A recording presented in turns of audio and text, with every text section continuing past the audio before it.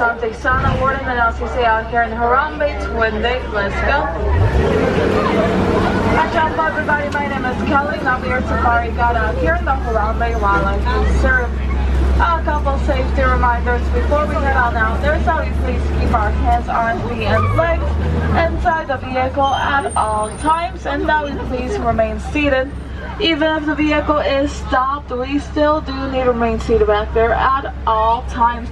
Now children are more than welcome to sit on laps. Please make sure they also remain seated all the way down on your lap and facing forward throughout the entirety of the safari. Please now stand them up, hold them up in the air, have them switch seats back there. They must remain in one seat and one seat only. Now the first area that we're going to be entering here is a little Tory forest. Here the animals are known to have unique markings and colorings on their fur to help them hide out there in the vegetation to avoid predators. Now the first animal that we're going to be seeing is over on our right hand side. That is the okapi. Now okapi is thought to be related to the zebras because of the stripes that they have on their legs.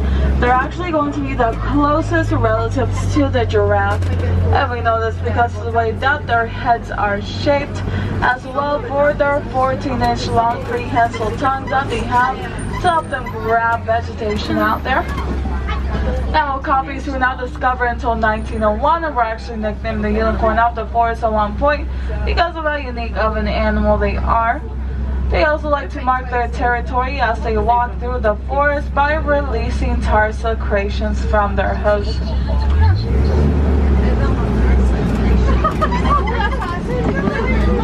Over on our right hand side up there are the greater kudos. Greater kudos are known to weigh around 750 pounds each. Only the males have horns, so those ones are the females. On our left hand side is the black rhino. Now black rhinos are known to weigh around 3,000 pounds each, and they do have the ability to charge up to 35 miles an hour. Now those rhinos have no natural predators in the wild except for humans who like to push them for their horns, which are mostly made of keratin, just like your fingernails, so they serve no purpose to humans at all.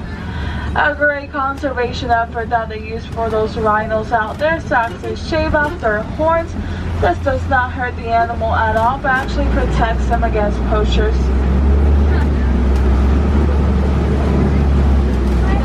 Over on our left hand side are the saddle-billed storks. Now these birds can reach heights of up to 5 feet tall. They do have a wingspan that reaches around 9 feet long.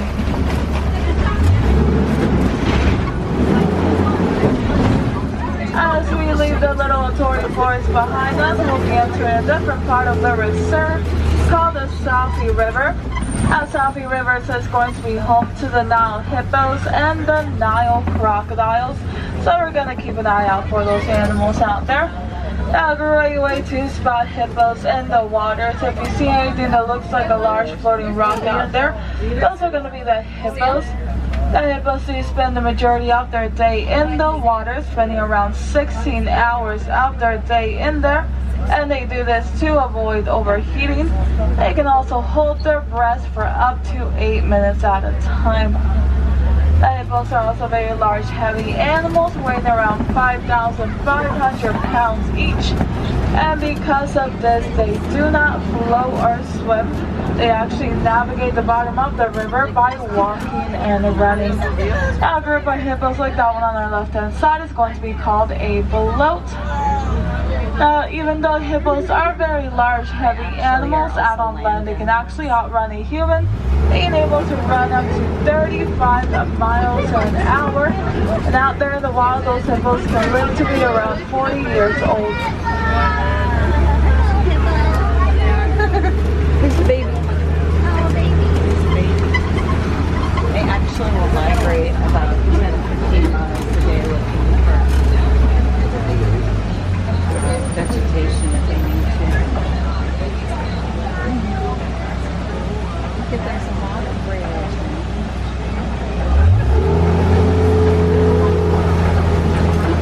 Over on our left-hand side are the Nile crocodiles. Crocodiles are going to be one of the most powerful predators out there, being able to take down prey Way larger than they are, like zebra and wildebeest. They do tend to majorly feed on fish though, and the one thing about the crocodiles we also have their body weight. This says a lot considering that the males can weigh up to 1,000 pounds each. They also have a bite force of around 4,000 pounds per square inch, and they use those very powerful jaws to crush the bones of their prey. That's a no for me, Dad. Yeah, no, don't eat their prey.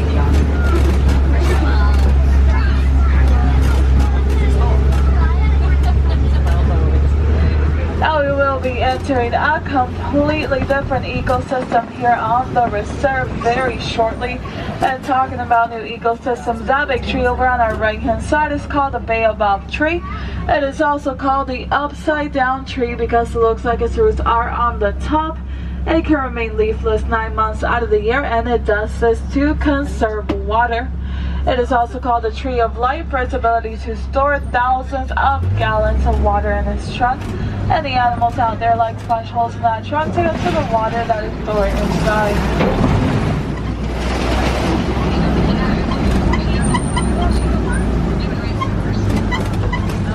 Now we are entering the savannah here. Now, the savannah is home to very famous African animals like the giraffes, zebras, and the lions. It's also going to be home to millions of migrating animals each year.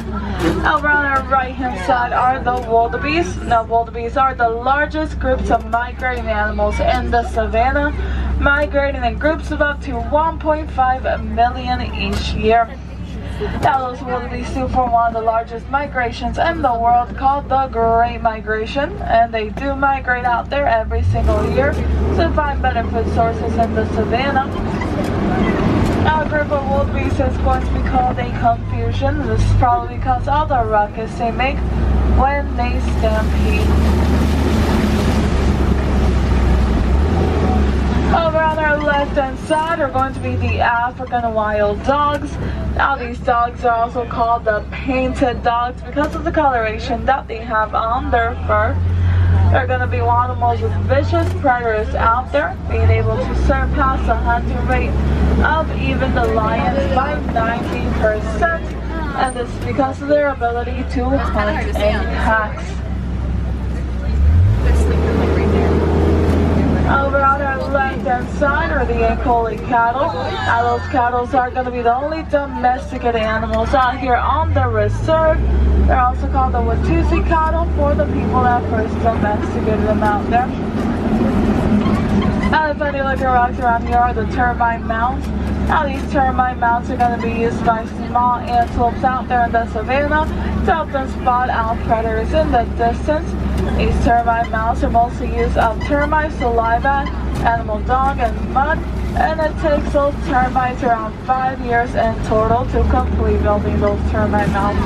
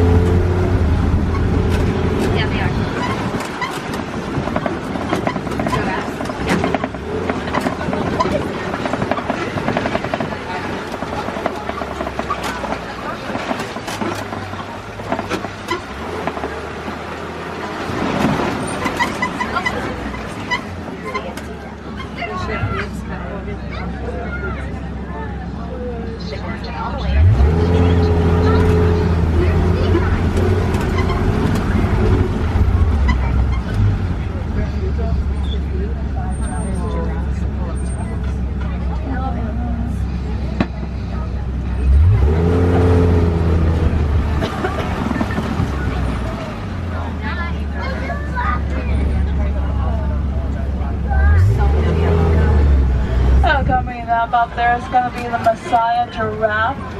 Giraffe are the tallest animals in the world, reaching the height of around 18 to 20 feet tall.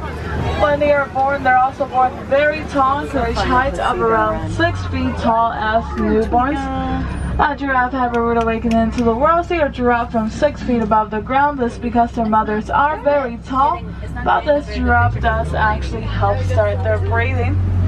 A group of giraffe like those is going to be called a tower.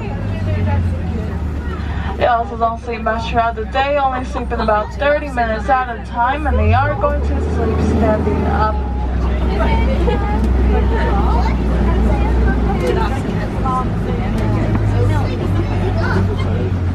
So fun to see them right.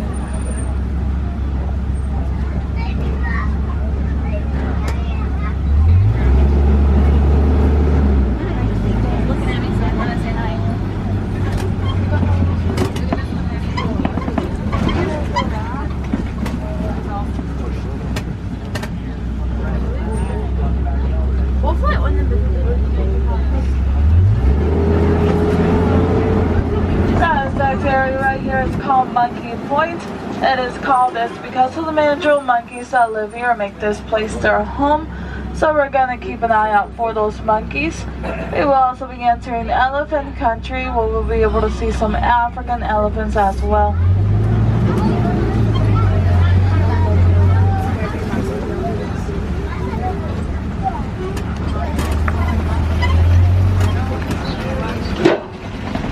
Over on our right hand side, it's going to be the male African elephant.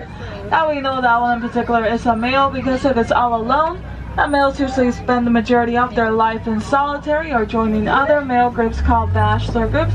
This is because the females do kick them out of the herd once they reach maturity because they do become territorial.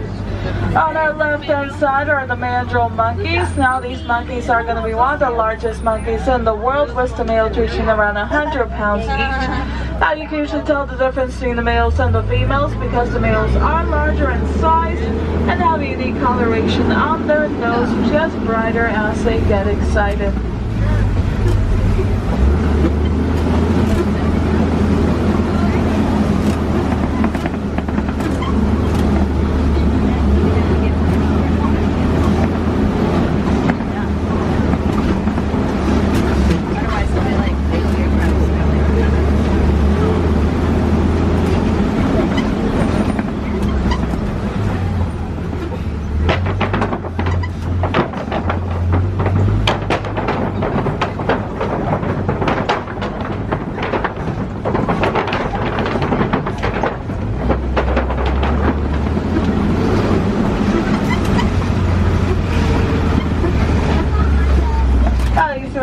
Color rocks over here are called the red clay pits. Elephants like to rub their tusks on these rocks. You can probably tell by the imprints on the bottom there. This is a great indication that more African elephants might be in the area. Elephants also like to see what comes off those rocks as it serves a very high nutritional value to them. Out there in the wild, these elephants usually have no natural predators except for humans who like to push them for their ivory tusks. This is why the Disney Conservation Fund likes to team up with other members out there in Africa to see what we can do to stop the poaching of these animals. And a great conservation effort that they use out there is by building beehives anywhere humans are present. Since elephants are very scared of bees, this does help keep the elephants away from humans and protected out there in the wild. And these elephants are going to be very social creatures, with the females and the young spending the majority of their day together. These herds are going to be led by the oldest and wisest of all the females out there. They also have very sensitive skin, so use the mud and dirt from the ground to create natural sunblock on their skin. And they'll use those very large ears that they have to help them cool off in the heat.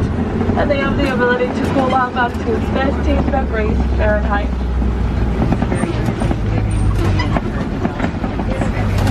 Because the drivers turn off their trucks because they're so loud. But then if a male gets really aggressive, like over on our left hand side are the greater flamingos. Flamingos get that pink coloration from all the brine shrimp that they eat. Please do not stand up. They are actually born grayish in color. Now a group of flamingos like those is going to be called a flamboyant, and these species of flamingos are the lightest species of flamingos that there is out there.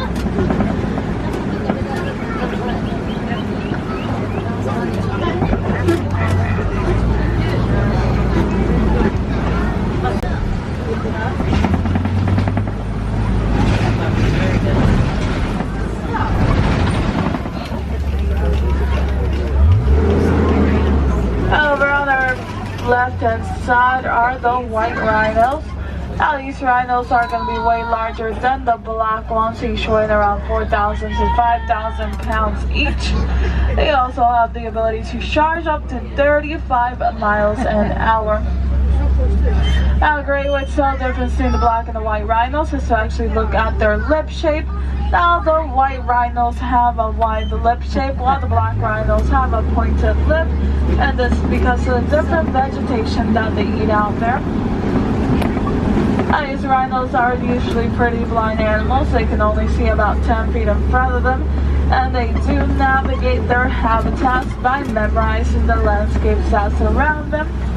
A group of rhinos is going to be called a crash.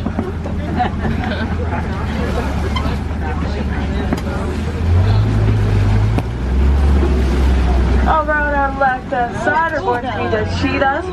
Cheetahs are going to be one of the fastest running animals in the world, reaching speeds of 70 miles an hour in 3 seconds. They can only maintain this speed though for a couple hundred yards. Now cheetahs are going to be the only big cats out there that cannot roar, the only big cats that hunt in the daytime, and the only big cats that do not have retractable claws. Now the spots on those cheetahs are going to be formed on their skin and not their fur. And every cheetah has unique spot patterns. No two are alike.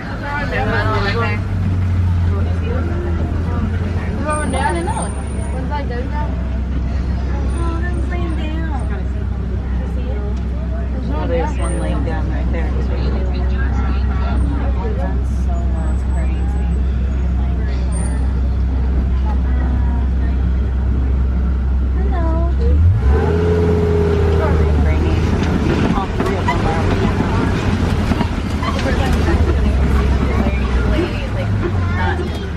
That big rock formation up there is called Kopi Rocks. That's where predators like the lions like to hang out to help them spot out prey in the distance. So we'll see if there's any animals out there as we keep on going around here. Over on our left-hand side up there are some lions. The lions are going to be one of the most social big cats out there, forming groups called prides. And these prides are going to be formed majority of females and cubs. There's only 1, 2, 4 male lions in those prides.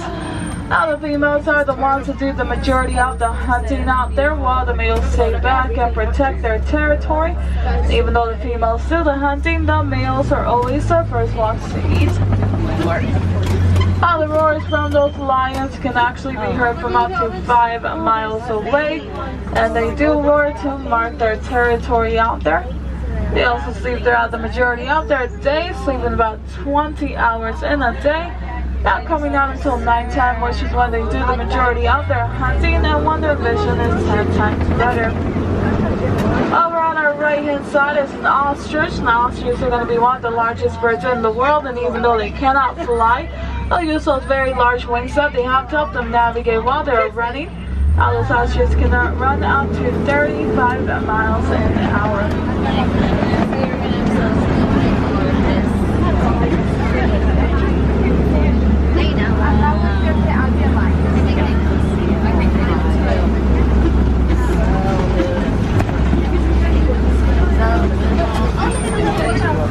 Coming up on our left-hand side are the warthogs. The warthogs are going to be the closest relatives to the domestic pig, and even though they can make their own barrels, they usually try to steal them out there from other animals. Now the horns on those warthogs are going to be extensions of their teeth. Oh yeah, the nails.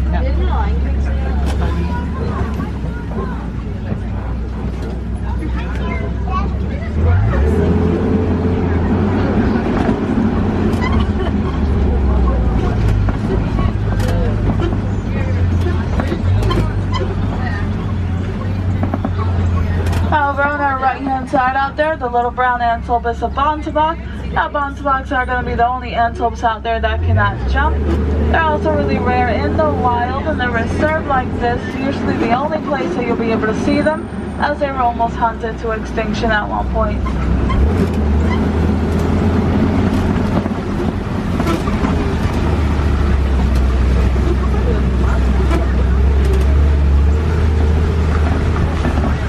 There's next area right here is called Magadi Land. Out here the wardens like to make a way to protect these animals out there and conserve their habitats.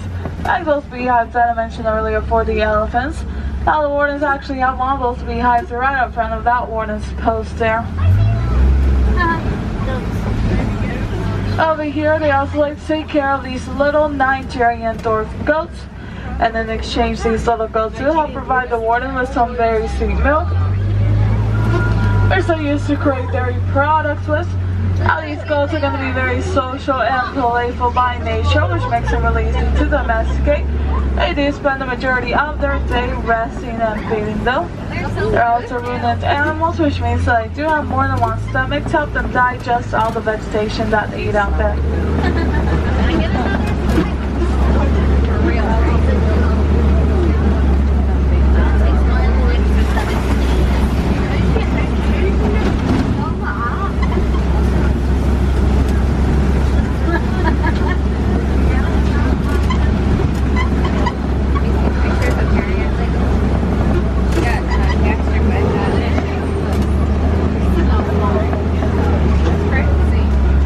Out there on the reserve, many of those animals like to come together and stay together.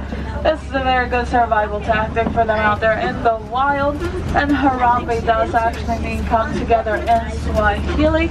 So we can all come together, animals and humans alike, to protect these animals out there and conserve their habitats. Whether we by doing simple things like recycling or donating to the Disney Conservation Fund at the Animal Kingdom. And you can actually do this by rounding up any of your merchandise purchases, and Disney will match every dollar and penny that you donate to help protect these animals out there. Now we have reached the end of our safari here in the Harambe Wildlife Reserve. If you still want to see many more animals though, there is an animal walking trail as you exit the ride called the Gorilla Falls Exploration Trail. Here you'll be able to see many more animals like the western lowland gorillas, meerkats, naked mole rats, zebras, and many more animals that they have over there. There's also an underwater viewing area where you'll be able to view some of our hippos.